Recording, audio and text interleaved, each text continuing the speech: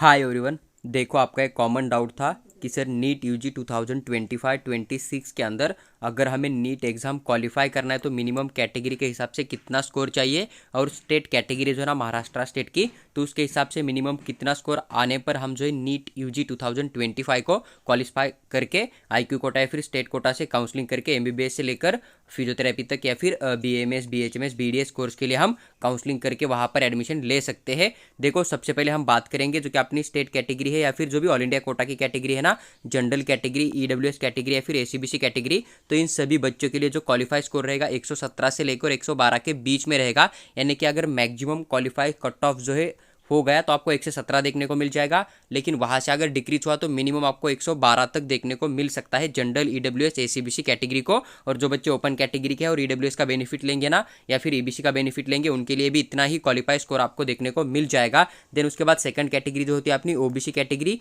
ये हो गया सेंट्रल का। और जो स्टेट की कैटेगरी होती है ना महाराष्ट्र स्टेट की, फीजे एनटीबी हो गया, उसमें एनटीसी हो गया, एनटीडी हो गया। तो इन कैटेगरी के लिए 93 से लेकर 87 के बीच में आपको क्वालिफाई मार्क्स जो है 2025 के लिए देखने को मिल जाएगा। यानी कि सेंट्रल के अंदर आप जाओगे तो आपको ओबीसी कंसीडर किया जाएगा, लेकिन अगर आप स्टेट काउंसलिंग करोगे तो आपको फीजे, एनटीबी, एनटीसी, एनटीडी अलग से कंसीडर किया जाता है। तो इन सभी कैटेगरी के लिए जो क्वालिफाई मार्क्स रहेगा ऑल इंडिया कोटा के लिए, साथ ही साथ जो भी अपना स्टेट कोटा है उनके लिए, तो 93 से लेकर 87 के बीच में आपको देखने को मिल सकता है। मैक्सिमम 93 देखने को मिल जाएगा, अगर यहाँ से कम हुआ तो 87 भी आपको देखने को मिल सकता है। उसके बाद जो अपनी एससी कैटेगरी है, सेंट्रल और स्टेट के अंदर दोनों जगह पर सेम आपको एससी कैटेगरी का बेनिफिट दिया जाएगा। तो आपको 93 से लेकर 87 आपको जो है यहाँ पर एक्सपेक्टेड क्वालिफाई मार्क्स लेके चलना है 2025 के लिए। उसके बाद अगर हम बात करें यहाँ पर एसटी कैटेगरी के लिए, तो 93 से लेकर 87 के बीच आप यहाँ पर आपने जो है एक क्वालिफाई मार्क्स एक्सपेक्टेड लेके चल सकते हो 2025 के लिए। और देखो, जो फिजिकल हैंडीकैप के बच्चे ना, उनके लिए भी आपको इतना ही स्कोर देखने को मिल जाएगा,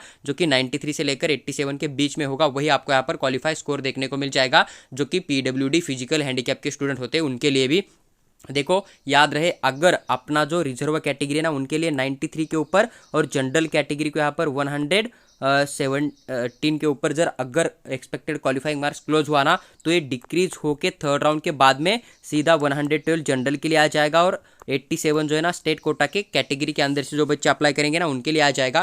क्योंकि हर साल जो है थर्ड राउंड तक जो भी सेंट्रल काउंसलिंग का जो भी क्वालिफाई मार्क्स होता है ना वो लागू हो जाता है, और थर्ड राउंड के बाद में आईक्यू कोटा की सीट बची हुई मिलती है। इसलिए महाराष्ट्र गवर्नमेंट जो है क्वालिफाई मार्क्स को डिक्रीज कर देता है। जैसे कि लास्ट ईयर क्या किया था इन्होंने, जो क्वालिफाई मार्क्स थे स्टार्टिंग में 164 थे जनरल कैटेगरी के, लेकिन जैसे ही थर्ड राउंड हुआ उसके बाद में जब आईक्यू कोटा की सीट बची हुई मिली ना, देन इन्होंने क्या कर दिया था, क्वालिफाई मार्क्स को डिक्रीज करके 164 से सीधा 112 तक नीचे लेके आए थे।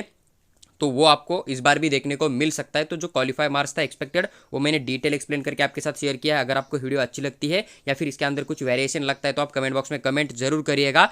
अगर आपको हमारे थ्रू महाराष्ट्र स्टेट और ऑल इंडिया कोटा का पेड काउंसलिंग करना है तो आप हमें व्हाट्सएप के ऊपर मैसेज डाल दीजिएगा, वहाँ पर हम आपको पेड काउंसलिंग के रिगार्डिंग पूरी इन्फॉर्मेशन जरूर शेयर करेंगे।